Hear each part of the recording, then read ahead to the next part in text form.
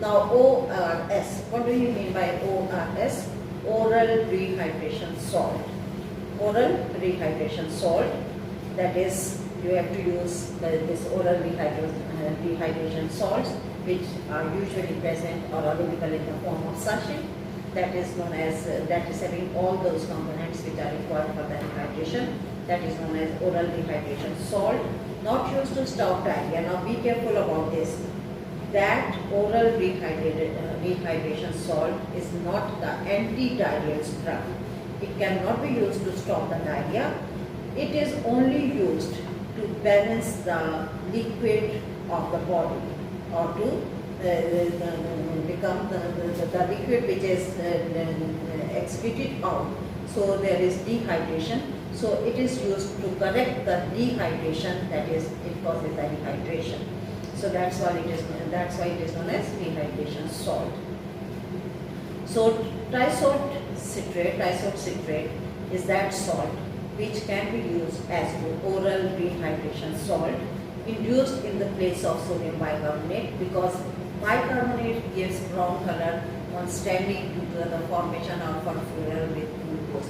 You have done this test in your lab, that is by the action of sulfuric acid. Furfural ring is appear, that is known as furfural test. So that's why bicarbonate are responsible for giving the brown color solution on standing, and that's why it should not be given. So in place of that, tisot citrate can be given to the patient, right? Now, the composition of ORS in three important infective diarrhea. Now there is kind of diarrhea. First, that is infection, cholera infection, ETEC infection, that is E. coli infection, rotavirus infection. These are the three types of the infection which causes the diarrhea. Each type of diarrhea having its own composition of the salts, that is sodium, chloride, potassium, bicarbonate. Cholera infection causes the requirement for this diarrhea. Sodium 88 in the children, 140 in the adult, 86 chloride, 104 in the adult, 30 in the children, 13 in the adults, 32 in the children, 44 in the adults.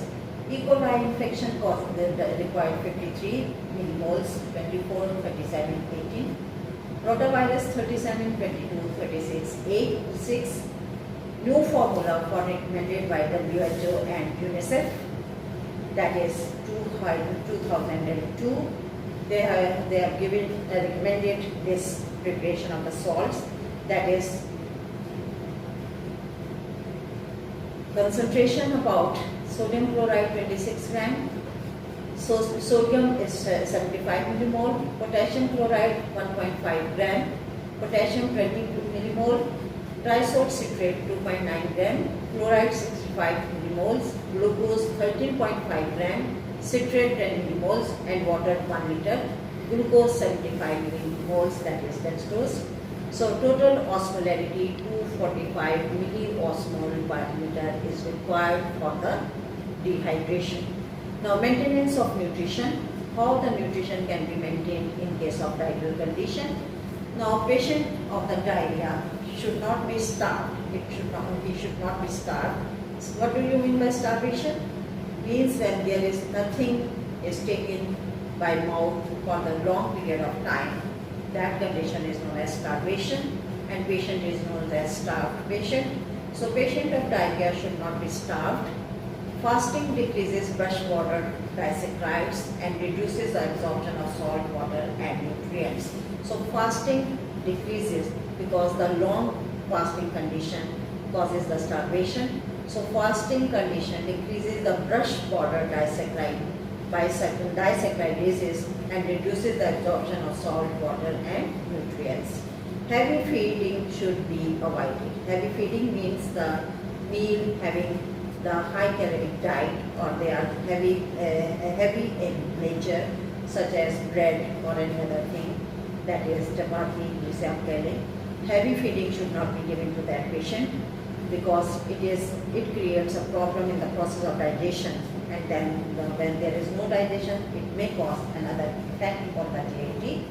simple food like potatoes, then sliced the chicken, then soup, banana, given to the patient as soon as we can eat.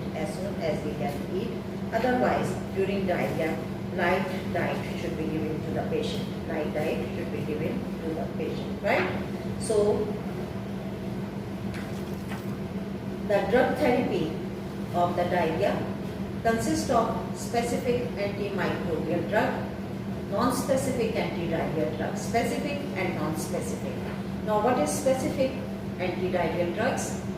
Drugs to non-infective causes, that is specific diarrheal condition, are those conditions which arises due to non-infective cause. There is no infection, but there is diarrhea, that is irritable bowel syndrome, colic diseases, pancreatic enzyme deficiency, means that when there is deficiency of the pancreatic enzyme, and you know that during the process of digestion, pancreas plays very important role.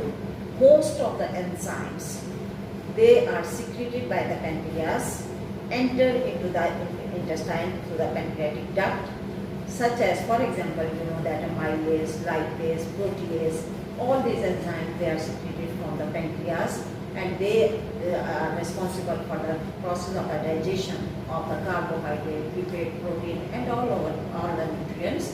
So due to the non-infective causes, irritable bowel syndrome, colic disease, pancreatic enzyme deficiency, the thyrotoxicosis means when there is increased concentration of the thyroid hormone, thyrotoxicosis, also interfere with the absorption of the food components, so they may cause the diarrheal condition. Stool, malabsorption due to indigestion can be treated. Malabsorption due to indigestion can be treated, that is a specific treatment or the drug specific treatment for the diarrhea. So the drugs is ciprofloxacin, azithromycin. In this case, specific diarrheal condition, the drug therapy is ciprofloxacin, azithromycin. These are the antibiotics, they can be used for the treatment of the specific diarrhea.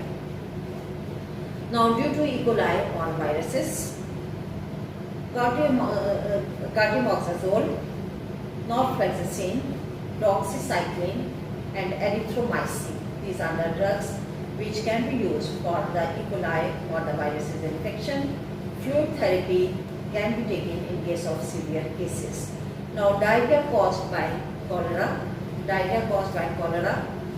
is the Campylobacter jejuni, Clostridium. For cholera, Clostridium, the drugs are norfloxacin, ciprofloxacin, erythromycin, and metronidazole. These are the drugs which can be used by these in case of diarrhea due to the cholera and Clostridium.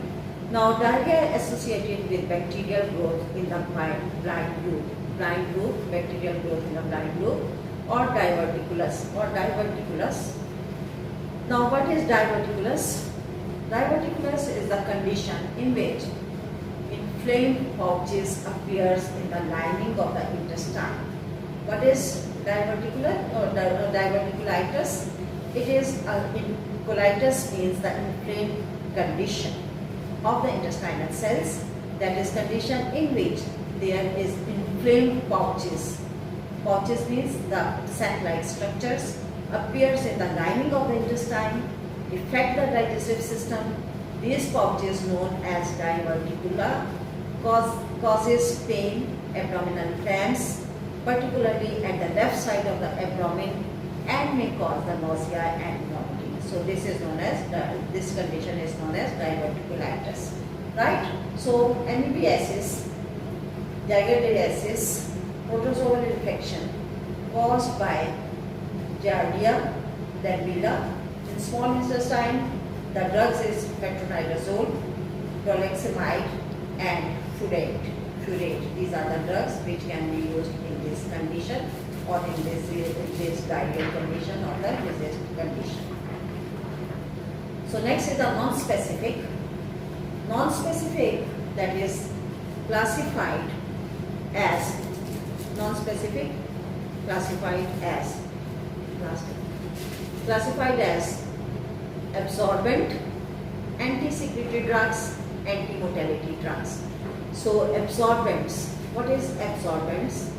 Colloidal bulk forming substances. Colloidal bulk forming substances absorbs water and swells, modifying the consistency and frequency of the stool, because there is the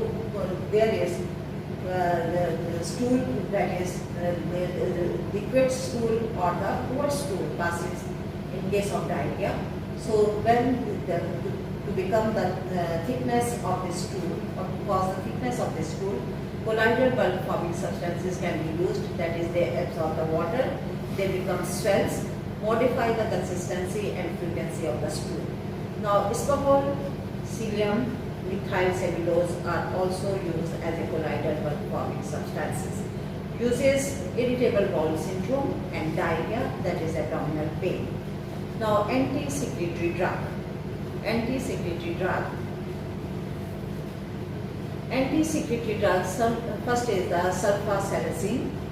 Sulfasalazine is nothing but the salicylic sulfapyridine.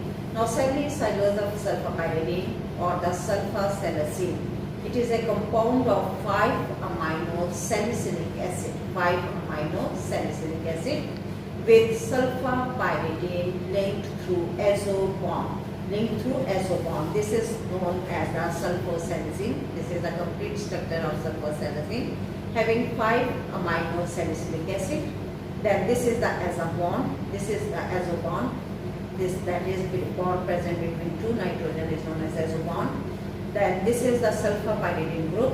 This is the sulfapyridine group. Sulfapyridine group when combined with 5-amino salicylic acid by means of azo bond, then it is known as sulfasalazine. Now the clonic bacteria breaks the azo bond. What is the effect of this? The clonic bacteria breaks this azo bond, releases the 5-amino salicylic acid and sulfapyridine. When this bond breaks down, there is release of 5-amino salicylic acid and sulfapyridine. So these two compounds are released by breakdown of this azo bond. 5-amino salicylic acid have anti-inflammatory effect. Now what is the use of this drug? Because the component of the drug 5-amino salicylic acid having the anti-inflammatory effect, decreases the prostaglandin secretion.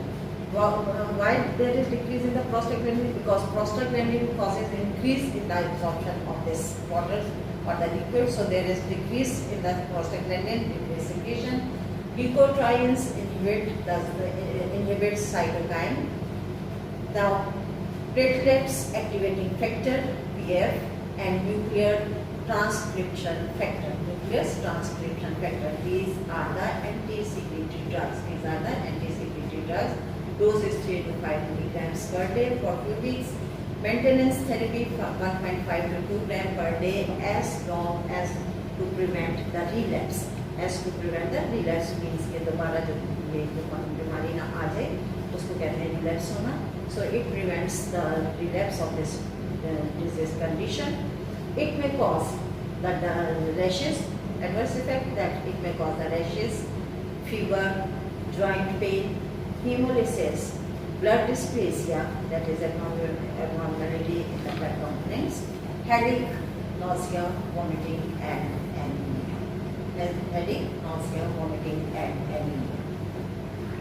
Now, my dear students, according to your syllabi, as you told that we are having 2 topics left before this situation, that is the autocoids and the drugs acting on the digestive system, or this drug, that is the gastrointestinal drugs. So these 2 topics were left before this situation, and hopefully that during this period of 1 month, that is starting from 1st of June up to this time, I have delivered so many lectures on this autocoids and gastrointestinal drugs. and hope that you followed all that. Today was my last lecture according to your syllabi. Now with this, that is the gastrointestinal drugs. Now the syllabi of the pharmacology, or the part of that syllabi of pharmacology which was assigned to me, I have completed today, and I did my best to deliver the lecture to explain each and everything. Anyhow, again, you can ask me any question if you want any difficulty in any particular disease, any particular disorder. You can ask to me regarding these two topics, that is autocoid and the gastrointestinal drugs. Beside that, again, I am saying to you, if you feel any difficulty in any part of my syllabi, that is autonomic nervous system or any other topic, if you feel any difficulty and you want to revise that. Now be careful about this, because if old students, the full class, requesting to repeat anything, I can repeat. But if one or two students says, it will not possible for me to repeat all the syllabi or all the topics. So if whole class, all the students feels any difficulty, any problem in any part of my syllabi, they can ask to me, they can say to me that please kindly revise this. I will revise, I will explain again that topic. So be careful about this. So today is the last lecture regarding my syllabi, and hopefully that you followed all, and inshallah we are here. If you feel any difficulty, you can freely ask me on my cell number, on this YouTube, in your groups of second Prof. I will explain each and everything. So today is the last day according to your syllabi. I will be here in the coming days. It doesn't mean that I will not come. I will come, and if you feel any difficulty, I will explain. Thank you so much. So nice of you. Allah Hafiz. Before going to leave this classroom, I would like to thank Mr. Intazar Hussain. He is such a nice person, such a cooperative person. Whenever I called him, he is here on his duty, and he successfully arranged all the system for the delivering of my lectures. So Mr. Intazar, I am also very much thankful to you that you concluded, you arranged all the lectures for me on these topics, and I am thankful that because in this situation you used to come daily in the office, and whenever I asked you doesn't deny it, you fulfill that requirement. Thank you so much. So nice of you.